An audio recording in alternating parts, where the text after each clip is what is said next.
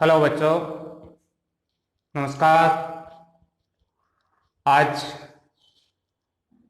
हमारे देश का राष्ट्रीय पर्व है, पावन पर्व है। इस 74वें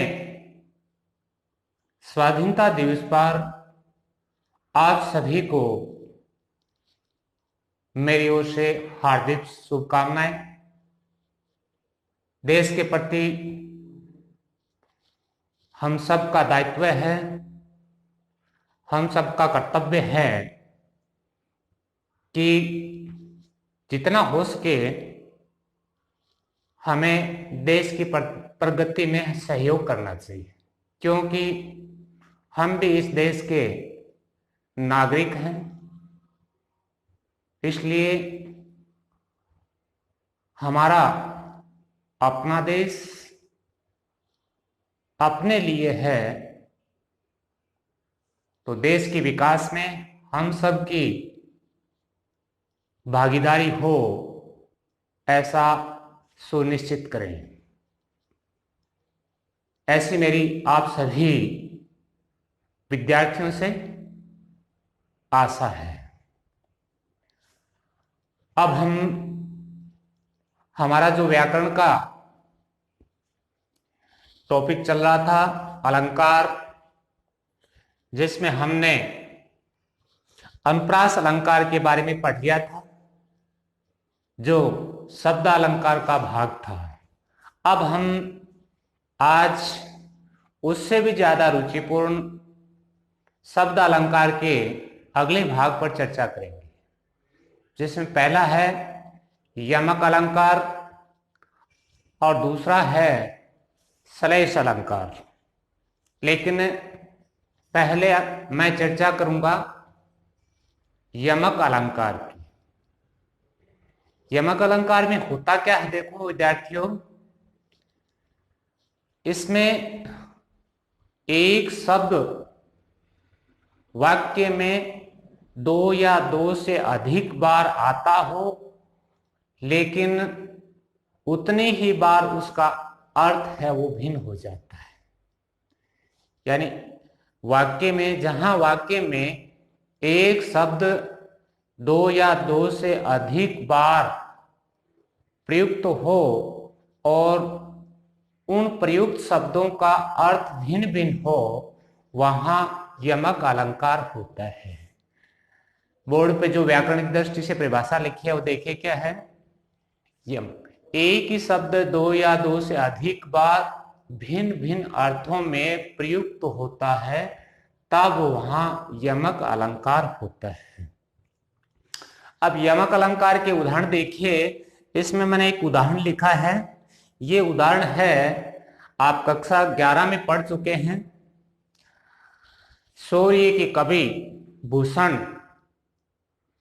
ने शिवाजी के शौर्य से जुड़ी कविता लिखी है, जिसमें शिवाजी के प्रभाव के कारण मुगल शासक के जो राजा थे या प्रतिनिधि थे, या मुगल शासकों की जो रानियां थी, वो उसके प्रभाव से, शौर्य के कारण कितनी भयभीत थी, उसी से जुड़ी हुई एक लाइन इसमें उदाहरण के रूप में मैंने लिखी है। तीन बेर खाती थी, वे तीन बेर खाती है। अब देखिए, दो बार, तीन बेर, बेर शब्द है, इसमें दो बार आया है। तो पहला बेर का अर्थ है समय से, जिसे हम बार कहते हैं, कि मुगल शासक की पत्नियां जब शिवाजी का शासन या अधिकार स्थापित था, उससे पहले मुगल शासकों की जो औरतें थी वो दिन में 3 बार अच्छा भोजन किया करती थी। लेकिन जैसे जैसे ही वीर शिवाजी के शौर्य के बारे में जाना, उसके पराक्रम के बारे में जाना, तो उन्होंने क्या कर दिया, वहां 3 बार खाने की जगह अपने पेट को भरने के लिए मात्र 3 बार, यानी फल की दृष्टि से, यहां फल सिर्फ 3 बेर खाकर, 3 बेर के फल खाकर और अपने शरीर की जो क्षुधा भूख है उसको शांत कर लिया करती थी। तो कहने का मतलब एक ही शब्द 2 बार आया है, लेकिन दोनों बार उसका संदर्भ, उसका अर्थ अलग अलग है। पहली बार है, पहला जो है वो समय से जुड़ा हुआ है और दूसरा है वो फल से जुड़ा हुआ है। ये तो था हमारा यमक अलंकार। इसके बाद अगला अलंकार है श्लेष। श्लेष शब्द है, उसका शाब्दिक अर्थ होता है चिपकना।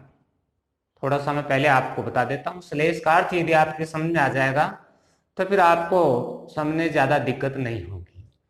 श्लेष का अर्थ है चिपकना। जैसे एक किताब है, उसके 3 पन्ने आपने चिपका दिए तो देखने में तो आपको एक पन्ना दिखाई देगा।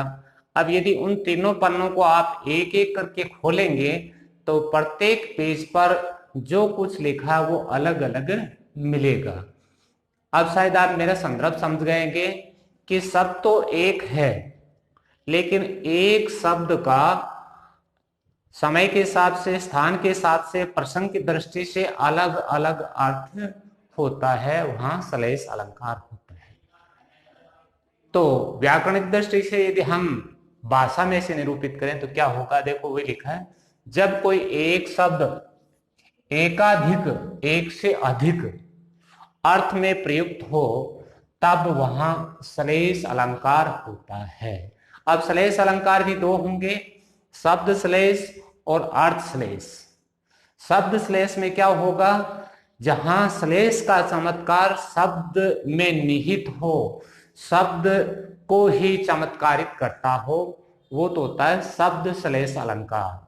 और यदि अर्थ श्लेष में क्या होगा, जब अर्थ की एक ही अर्थ वाले शब्द का और अर्थ अलग अलग प्रयुक्त हो रहा हो या अलग अलग दिखा रहा हो तो वहां होगा अर्थ श्लेष। या दूसरा मैं ऐसा ये कहूं कि जब श्लेष का चमत्कार शब्द में न रहकर अर्थ में चला जाए तो वहां शब्द श्लेष अलंकार होता है। अब इसमें एक उदाहरण लिखा है मैंने, वो अर्थ की दृष्टि से अर्थ श्लेष का है। नर की अरु नल नीर की गति एक करी जोय, जे तो नीचो हवे चले ते तो ऊंचो हो। अब इसमें देखिए थोड़ा सा मैं व्याख्या कर देता हूं, आप समझे।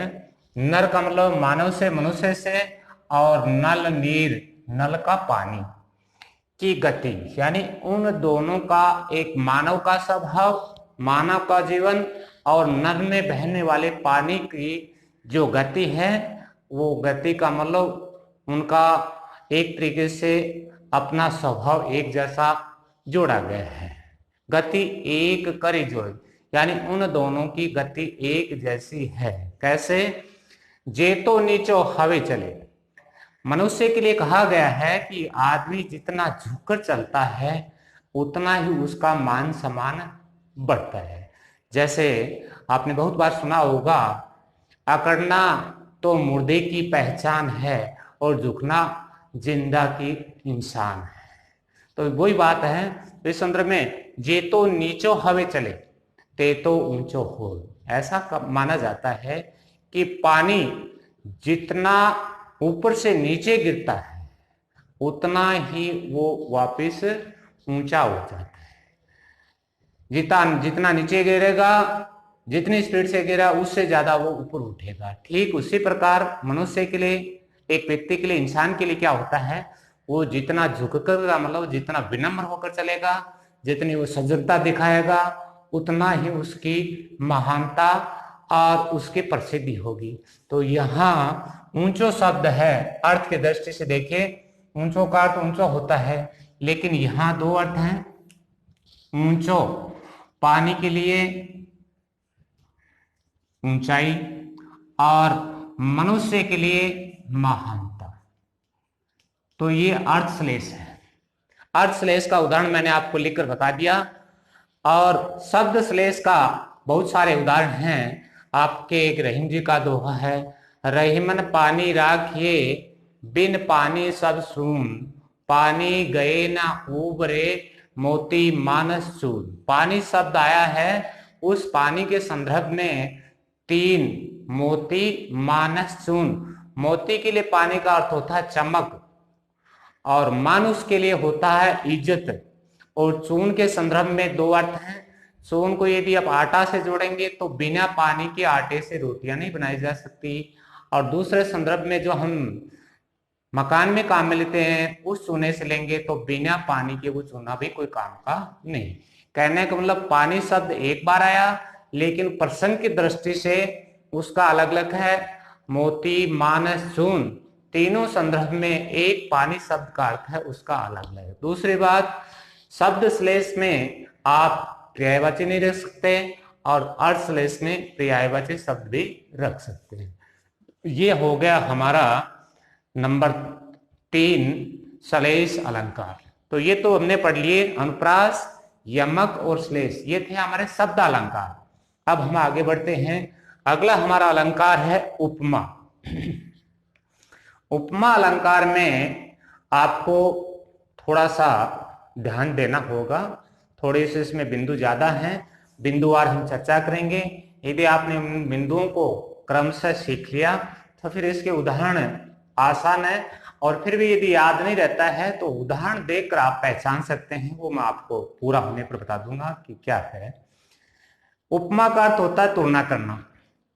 जब आप 2 समान वस्तु हैं आपके सामने और उनकी तुलना, एक आपके पास और एक आपके पास नहीं है, तो उसमें होता क्या है, उपमा में 2 समान वस्तुओं को रूप, रंग, गुण, क्रिया, स्वभाव के आधार पर यदि हम तुलना करते हैं, यदि हम उनका समदृष्टि से, समानता की दृष्टि से जब तुलना करते हैं तो वहां उपमा अलंकार होता है। जैसे कि ये परिभाषा शब्दों में देखिए लिखी हमने, जब किन्हीं 2 वस्तुओं रंग, रूप, गुण और क्रिया, रंग आप जानते हैं काला सफेद हो सकता है, रूप सुंदर कुरूप हो सकता है, गुण अच्छा बुरा ऐसे हो सकता है, क्रिया आप काम को कहते हैं, स्वभाव गरम शांत शालीन, यानी इनकी दृष्टि से यदि 2 वस्तुओं की तुलना की जाती है तो वहां उपमा अलंकार होता है। समता प्रदर्शित की जाती है, समता का मतलब समानता, तुल्यता, एक जैसा, के समान, यानी ये शब्द आएंगे तब वहां उपमा अलंकार होते। लेकिन इस परिभाषा के बाद आपको इसके 4 अंग हैं, उन अंगों की जानकारी होनी चाहिए। जब तक आप उन अंगों के बारे में परिचित नहीं होंगे तब तक आप उपमा अलंकार को हल नहीं कर पाएंगे। बोर्ड परीक्षा में प्राय होता क्या है, आपकी कक्षा 12 में आपको एक उदाहरण दे दिया जाता है और उस उदाहरण को पढ़कर आपको पहचान करनी होती है कि कौन सा अलंकार है, उसकी परिभाषा लिखिए। तो इसलिए उपमा अलंकार के लिए आपको क्या है, 4 अंग उनको पहचानना होगा। उसके 4 अंग हैं, सबसे पहला उपमेय, नंबर 2 उपमान, नंबर 3 साधारण गुणधर्म और नंबर 4 वाचक शब्द या साधारण वाचक शब्द कह सकते हैं। अब आपके ये जिज्ञासा होगी कि इनके हम पहचान कैसे करें। एकदम सीधी और सरल भाषा में मैं आपको बता देता हूं, उलझने की बिल्कुल आवश्यकता नहीं है। सबसे पहला है उपमेय। उपमेय जिस वस्तु की तुलना की जाती है, अगर इससे नहीं याद रहता है तो इसका मतलब है जो वस्तु आपके सामने है, जो आपके सामने प्रस्तुत है, जो आपके सामने वर्णित है, कहने का मतलब जो चीज आपके सामने, उसको उपमेय कहते हैं। नंबर 2 उपमान। उपमान जिस से तुलना की जाए, पहला शब्द है जिस की तुलना की जाए और जिस से तुलना की जाए। तो जिस से तुलना की जाए वो आपके सामने नहीं होगी, वो अवर्णित होगी, वो अप्रस्तुत होगी। तो दोनों की याद कैसे रखेंगे, उपमेय हमारे सामने होगी और उपमान जो हमारे सामने नहीं होगी।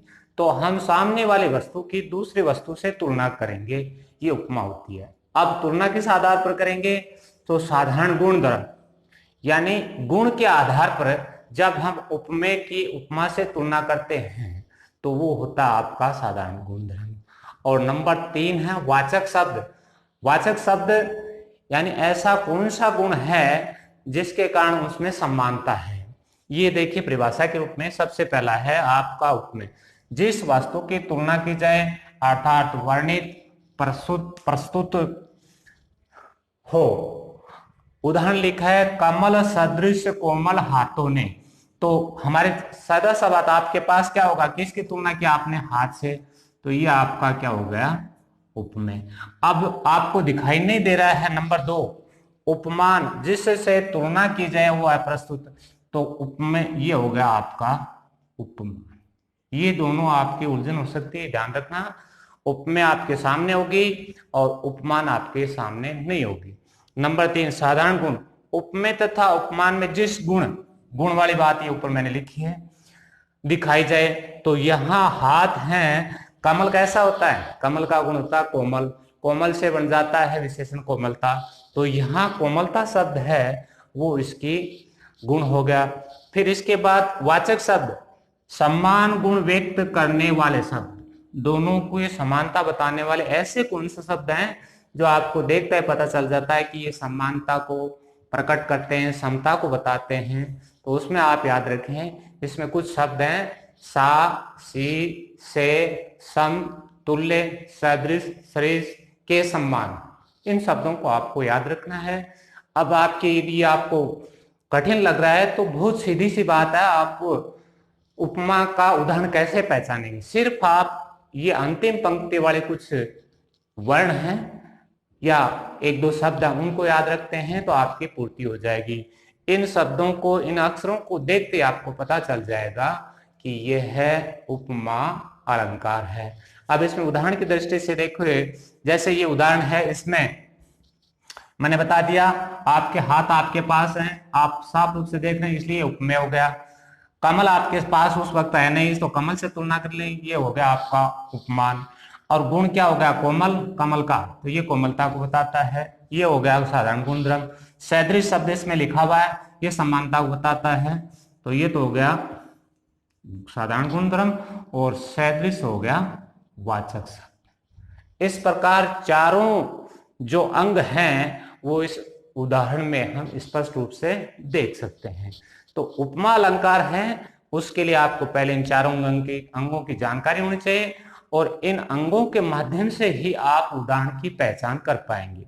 अभी हमारा उपमा अलंकार पूर्ण नहीं हुआ है, सिर्फ उपमा अलंकार की परिभाषा और उसके अंगों के बारे में जानकारी प्राप्त की है। उपमा अलंकार के प्रकार के 3 प्रकार होते हैं। पहला है इसका भाग, वो है पूर्णोपमा, नंबर 2 है लुप्तोपमा, और नंबर 3 है मालोपमा। यदि इन तीनों शब्दों का आपने शाब्दिक अर्थ समझ लिया तो लगभग आपका जो अलंकार है हमारा उपमा वो जल्दी समझ में आ जाएगा। पहला है हमारा पूर्णोपमा, यदि इसकी संधि विच्छेद करेंगे तो क्या होगा, पूर्ण प्लस उपमा, यानी उपमा अलंकार के उस भाग को हम पूर्णोपमा कहेंगे जिसमें चारों अंग विद्यमान हो। चारों कौन से, उपमेय, उपमान, साधारण गुणधर्म और समतावाचक शब्द। यदि ये चारों अंग विद्यमान है तो उसका नाम है पूर्णोपमा, यानी अपने आप में पूर्ण होना। और अपने आप में पूर्ण होना का मतलब है कि उपमा के 4 अंग है, यदि वो चारों अंग इसमें विद्यमान है तभी वो पूर्ण माना जाएगा, तो वो होगा पूर्णोपमा अलंकार। जैसा कि एक उदाहरण लिखा है मैंने, मुख चंद्रमा के समान सुंदर है। अब देखिए आपके पास क्या है, मुख, तो ये तो हो गया उपमेय, तुलना किससे कर दिया आपने, चंद्रमा से, ये हो गया उपमान। सुंदर ये हो गया गुण, और के सम्मान उस शब्दों में मैंने लिखा था, यह हो गया समतावाचक शब्द। कहने का मतलब इसमें चारों अंग विद्यमान है, ये अपने आप में पूर्ण है, इसलिए इसका नाम हो गया पूर्णोपमा अलंकार। अब नंबर 2 है लुप्तोपमा, इसको तोड़िए, संधि विच्छेद कीजिए। लुप्त प्लस उपमा, यदि इन 4 अंगों में से एक या एक से अधिक अंग विद्यमान नहीं हो, उपस्थित नहीं हो, तो वहां होगा लुप्तोपमा। हमारे 4 अंग हैं, 4 अंगों में एक भी नहीं है तो भी वो लुप्तोपमा होगा, एक से अधिक अंगों भी तब भी वो लुप्त उपमा होगा। उदाहरण देखो वही सेम ही है, थोड़ा सा अंतर कर दिया मैंने। तो वो क्या लिखा है, मुख चंद्रमा जैसा है। तो आपके पास क्या है, खाली ये तो हो गया उपमेय, ये हो गया उपमान, और ये हो गया तुलना का शब्द। अब आपके पास इसमें गुण धर्म उपस्थित नहीं है, यानी साधारण गुण धर्म बताने वाला इसमें नहीं है, यानी गुण नहीं है, कोमल है, सुंदर है, और कोई गुण जो भी है, बड़ा है, छोटा है, तो इसलिए ये क्या हो गया, लुप्त।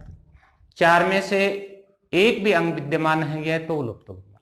अब हमारा अगला है मालोपमा।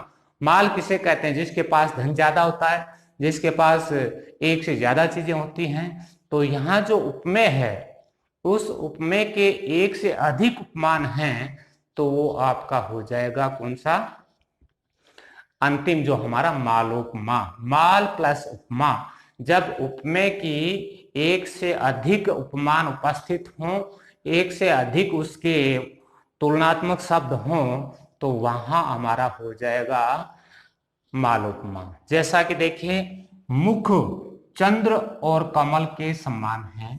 अब मुख एक है, यानी उपमेय एक है, लेकिन उपमा चंद्रमा से जोड़ दी गई और कमल से भी जोड़ दी गई। एक से अधिक उपमान देने के कारण यह आपका हो गया कौन सा, मालोपमा।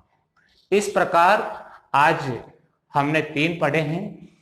पहले 2 तो थे हमारे शब्दालंकार के भाग, यमक और श्लेष, और ये अगला जो भाग उपमा है ये हमारा अर्थ अलंकार में है। तो इस अलंकार को आपने पढ़ा है, इसमें आपको उपमेय और उपमान की जानकारी अच्छी तरह से समझ में आ जानी चाहिए। क्यों, आगे वाले जो रूपक हैं, उत्प्रेक्ष है, वहां भी ये सब बार बार रिपीट होंगे। तो शायद आपके समझ में आ गए होंगे, नहीं आता तो अंत में मैं पुनः रिपीट कर देता हूं। उपमेय जो आपके सामने है, जिसे आप देख सकते हैं, जो वर्णित है, जो प्रस्तुत है, उसको कहते हैं उपमेय। जो आपके सामने नहीं है, जो वर्णित है, अप्रस्तुत है, जो हम उस वक्त हमारे पास नहीं हो, वो होता है उपमान। यानी उपस्थित की अनुपस्थित से तुलना करना उपमा कहलाती है, तुलनात्मक।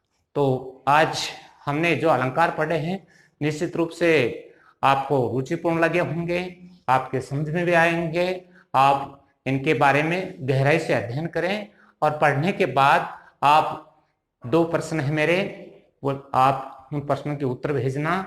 पहला प्रश्न है कि अर्थालंकार नहीं, सॉरी, शब्दालंकार के जो 2 भेद हैं, कौन से, यमक और श्लेष की परिभाषा लिखिए और एक एक उदाहरण लिखिए। दूसरा प्रश्न है आपका उपमा अलंकार की परिभाषा और उसके 4 अंगों के बारे में लिखिए। आज के इस अलंकार से जुड़े हुए टॉपिक को, विषय को हम अब यहीं विराम देते हैं। आगे वाले भागों की कल हम चर्चा करेंगे। आप सभी को मेरी ओर से पुनः इस स्वतंत्रता दिवस के उपलक्ष्य में आप सभी को हार्दिक शुभकामनाएं और बहुत बहुत धन्यवाद।